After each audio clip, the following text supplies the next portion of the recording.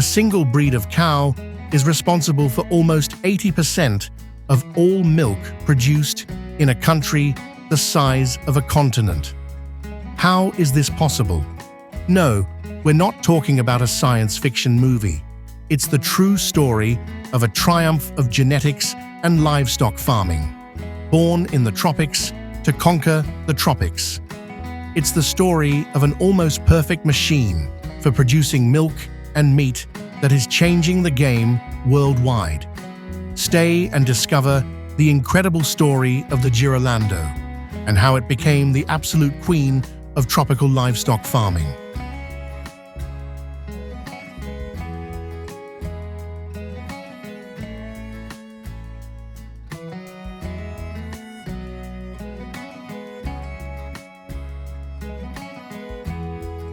To understand why the Girolando is so successful, we first have to travel to the tropical regions of the world.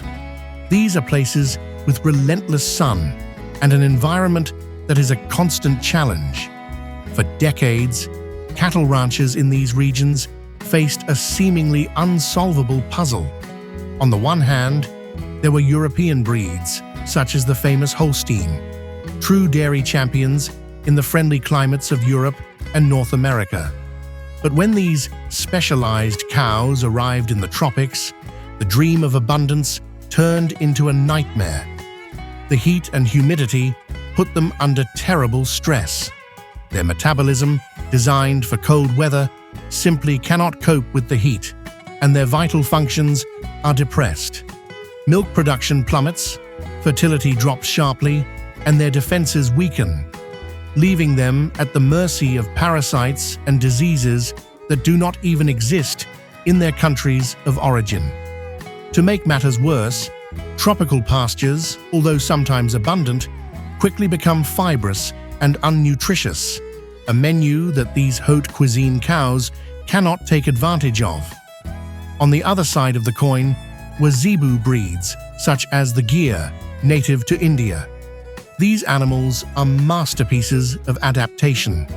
With their dark skin, large ears, and super-efficient metabolism, they are made to thrive under the sun.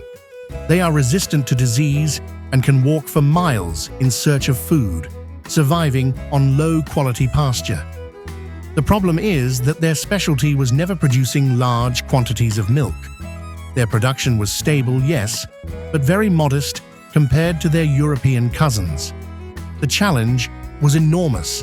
How could the incredible milk factory that is the Holstein be combined with the steel resilience of the gyr? Was it possible to create an animal that would not only survive in the tropics but also be profitable? For a long time, the answer was a resounding no. Cattle farmers had to choose either a few highly productive but extremely delicate cows or a huge, hardy herd that barely produced enough milk for coffee. This was the great dilemma of tropical cattle farming, a problem that cried out for a solution.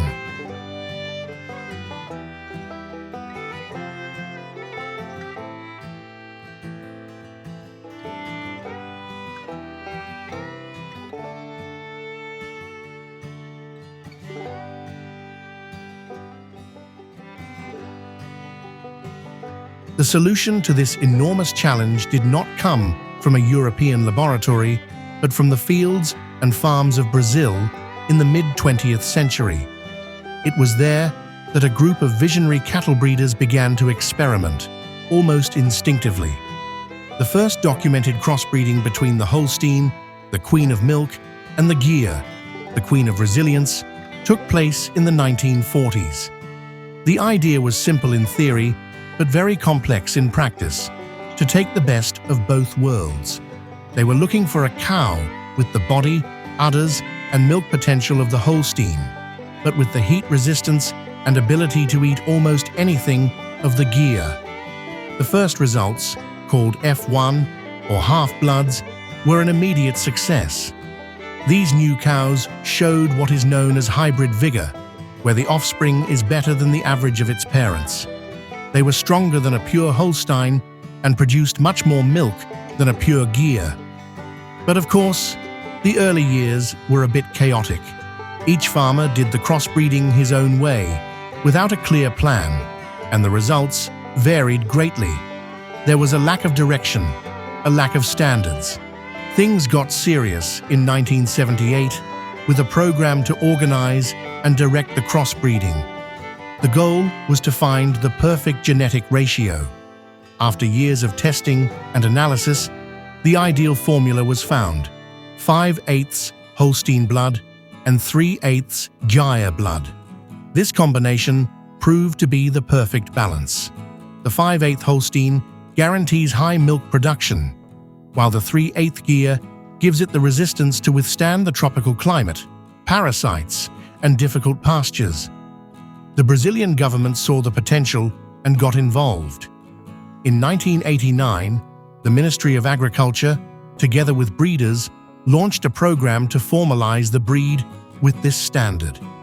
Finally, in 1996, the Girolando was officially recognized as a new cattle breed, a monument to Brazilian ingenuity.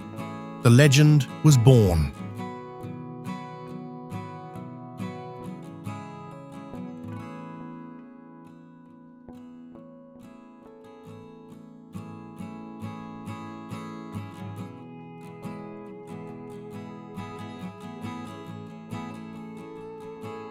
Official recognition was only the beginning. The Girolando quickly demonstrated with numbers why it was destined to dominate. And the numbers are not just good, they are revolutionary for such a hostile environment. The most striking fact, which gives this video its title, is that the Girolando breed is responsible for about 80% of all milk produced in Brazil. Think about that. Brazil is a giant, one of the world's largest milk producers, and for a single breed to be the backbone of that industry is simply incredible. And how does it achieve this? Through its productivity. While a Holstein suffers in the tropics, a good Girolando produces consistently.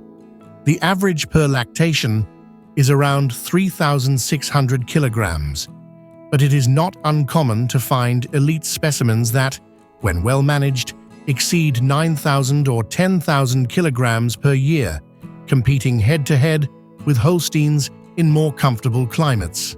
In fact, some champions have produced more than 100 kilograms of milk in a single day. Perhaps more important than peak production is longevity. Unlike other breeds that wear out quickly, Girolando cows have a longer productive life. It reaches its maximum production capacity later and remains profitable for many more years. Some exceptional specimens continue to produce until they are 15 years old. For a farmer, this is pure gold, fewer replacements, and a much longer return on investment. Outstanding specimens can exceed 20,000 kilograms of milk throughout their productive life, and milk quality is another plus. The Gyre heritage gave it richer milk, with an excellent fat content that usually ranges between 3.6% and can exceed 4%, as well as high protein levels, ideal for making cheese and butter. Every liter of Girolando milk has great industrial value.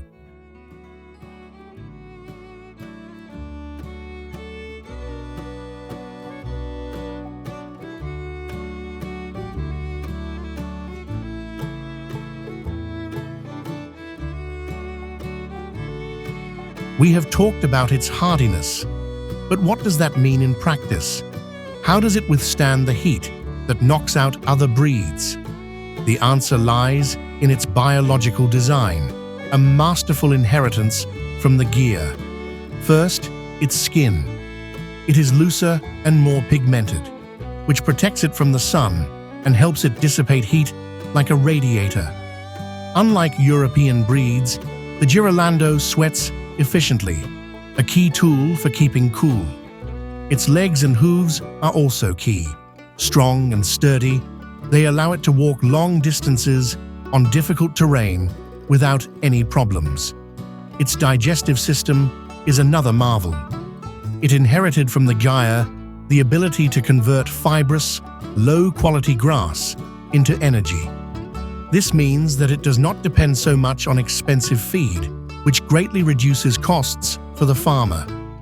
In addition, it has a natural resistance to many parasites, such as ticks. Its immune system is stronger and better prepared for the challenges of the tropics, which translates into fewer visits to the vet. Finally, there is its temperament. Despite its size, the Girolando is docile and easy to handle, something that is appreciated on a daily basis. This calmness reduces stress for both the animal and the worker, which in turn improves production. All these characteristics are the biological arsenal that allows it not only to survive, but to thrive where others fail.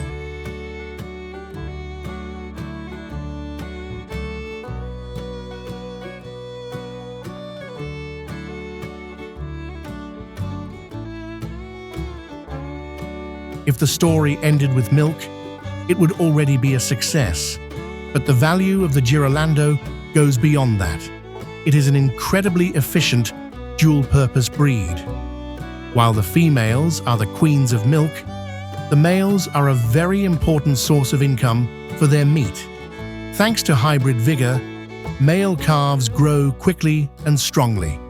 Under fattening conditions, they can gain more than 1 kilogram of weight per day, reaching slaughter weight in less time. Although they do not compete directly with specialized beef breeds such as Angus, their performance is surprisingly good, much better than that of males of other dairy breeds. For a milk producer, this is a huge economic advantage. Male calves are no longer a low-value byproduct, but become a profitable asset. This duality is what makes the Girolando a total cow. There is no need to choose between milk or meat. With the Girolando, you get both. Females that are milk factories and males that produce quality meat.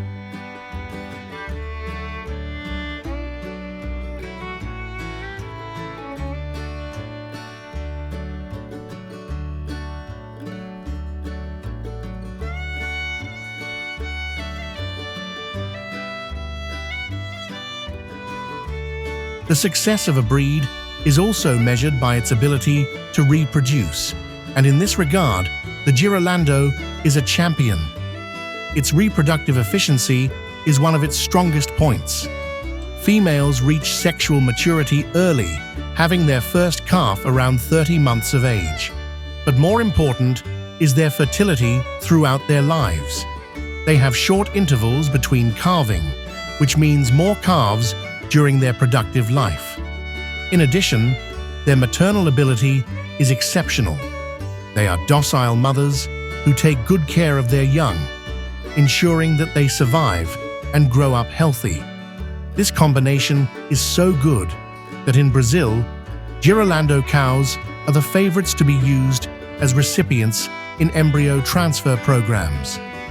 With this resume, it is not surprising that the success of the Girolando has crossed Brazil's borders. The Brazilian super cow is now a highly valued genetic export product. Its fame has spread to other Latin American countries such as Colombia, Venezuela, and Mexico, as well as to nations in Africa and Asia that face similar climates. In these places, cattle farmers are discovering what Brazil already knew. Girolando genetics are a powerful tool for improving productivity. Its global expansion is living proof of its superior design.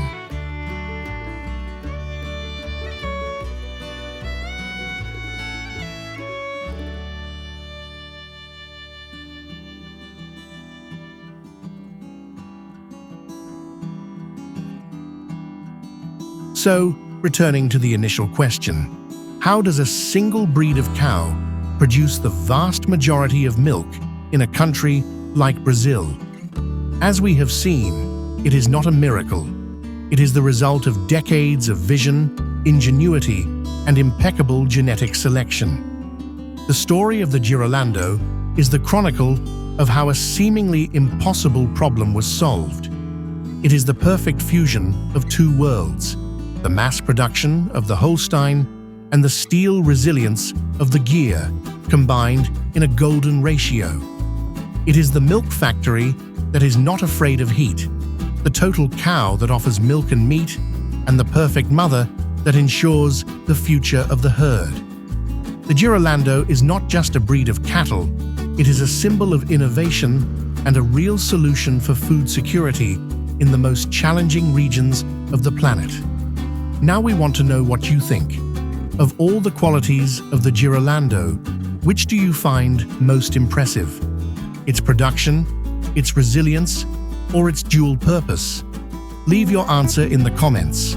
And if you like the story of this super cow, don't forget to like the video, share it, and subscribe to our channel so you don't miss our next stories from the incredible world of the countryside. See you next time.